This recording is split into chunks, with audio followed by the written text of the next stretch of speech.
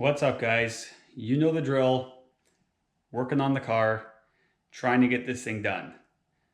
I need to start off this video with apologizing because that's the Canadian way.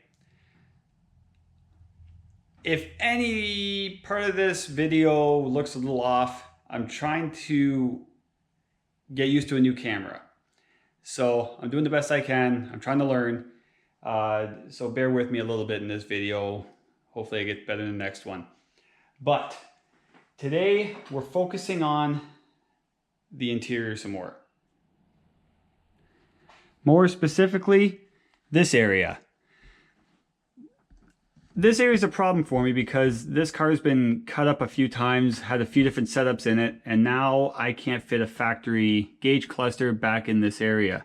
The whole area has been opened up a little bit more and the factory cluster won't work. So I need to make my own cluster because this screen that comes with the Terminator tells you a lot of what's going on inside the car, but it doesn't tell you everything, like how fast you're going or how much fuel you have in your tank.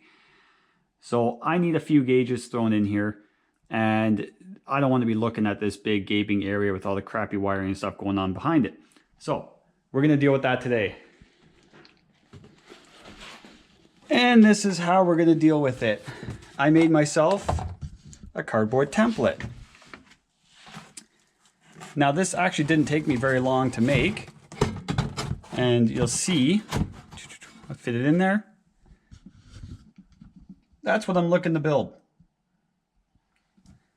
I need a speedometer. I've got a gauge for transmission transmission temperature gauge, fuel level gauge. That is where I'm going to mount the Holley screen. My car has the old school style light switch. It pulls out to turn your headlights on. And in the factory Le Mans, it's mounted right here. So that's where I'm going to put it.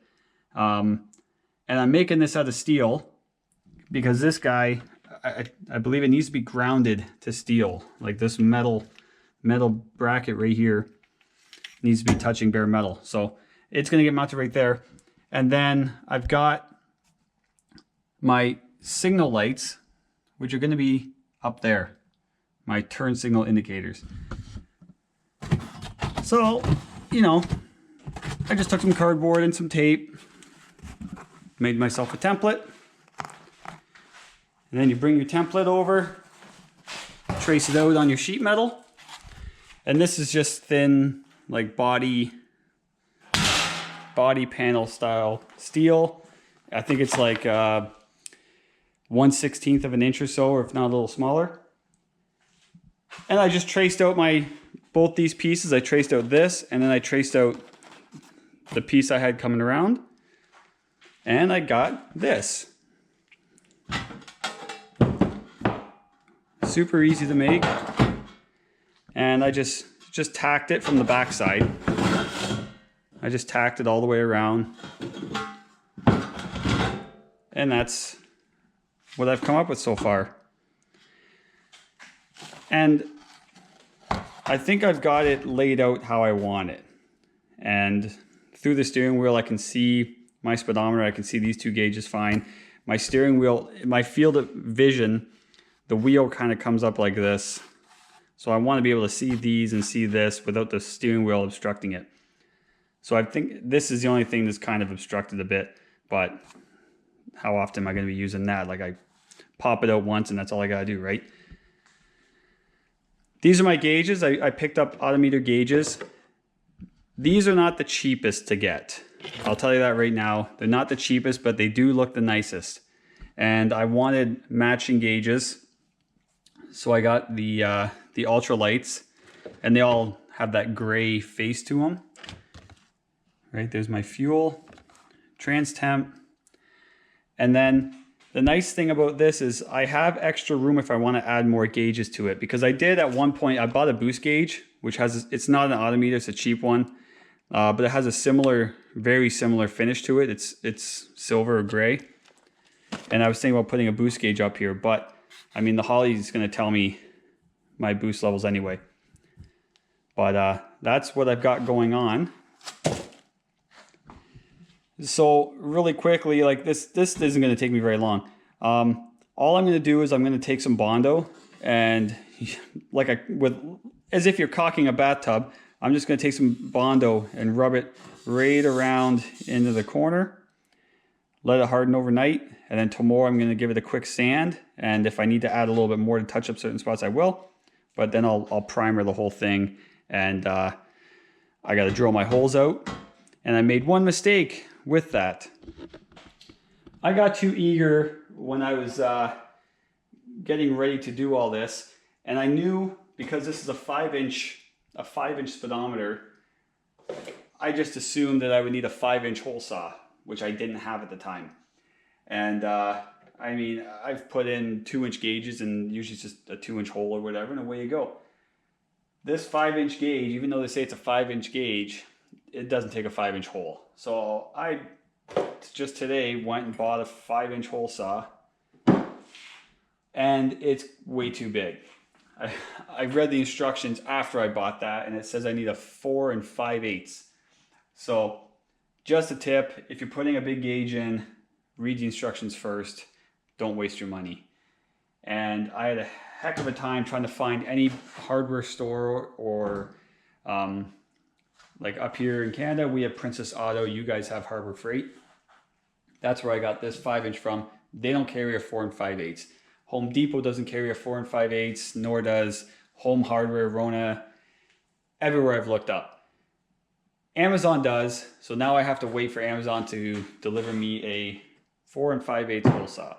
So I can't finish this today, but I'm gonna get the Bondo taken care of and try and get this thing primered, basically treating it like body work to get it ready for paint. And then when my 4 5/8 hole saw comes in, I can drill out my hole. I'll drill out the rest of my holes, and this should go together pretty quick. So I'm going to do a little bit of work tonight with getting the Bondo on, and then I'll show you guys the next couple steps from there. And one thing I didn't show you here was I got these on Amazon for 12 bucks. It came in a pack of 4, even though I don't need 4. But that'll be my turn signal indicator lights. I'm going to use 2 of those guys. And, you know, that's what's going to go here and here. And the harness that I stuck in here, the aftermarket harness, actually has wires labeled for the left and right indicators. So it all works out pretty good. All right, it's been 2 days. I've been waiting for my hole saw bit to come in, and it finally came in. Amazon dropped it off this morning. So I can go ahead and drill my holes out. I've already got this thing in primer, and I'll show you it. So like I said, I had just, with my finger, I mix up some Bondo, and with my finger I just smeared the Bondo in the corner, a lot like caulking. And once it dried, I gave it the sand and sprayed it with 2 coats of primer. And it's pretty much ready to go. Like this thing isn't going to be like dead nuts perfect, but it's going to be really, really close. And I mean, generally in the dash where this sits, it's a little darker anyway, and you won't see all the imperfections. I've welded a couple tabs on top. That'll be my mounting tabs. But I'm going to go ahead and transfer my layout here to my layout, like to the steel piece. And then I can go ahead and start drilling my holes out.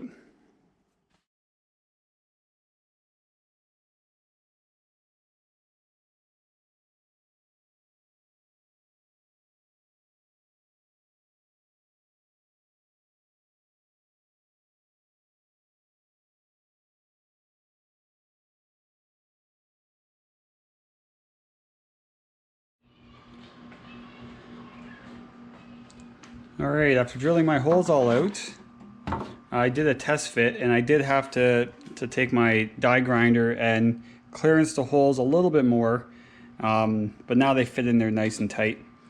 So I'm just gonna give this a quick scuff, quick sand with some 800 grit, and we'll get this thing in paint. So I've got it scuffed. I just gotta sit outside here. I'm just gonna paint it outside. I'm not gonna worry about painting indoors. It's almost like the equivalent of doing a spray bomb job.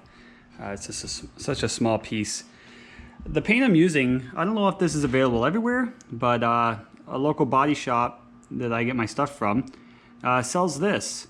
It's 5-star Extreme, and this is the same paint I've used on the engine, the chassis, and a few other little things, like when I did my fiberglass work on my rear panel there, the center console, or the middle of the dash that I have taken out, the sub box. I painted that all with this stuff. And this whole gallon and the catalyst and stuff, it was only like 200 bucks. And it doesn't give you the smoothest finish, so I don't know if I would paint the whole car with it, but it does give a really nice look, a really nice finish, and it's pretty durable. And for the cost, you can't go wrong. So I just mixed up a little bit my gun. I'm gonna go out and hit this, and that'll be that.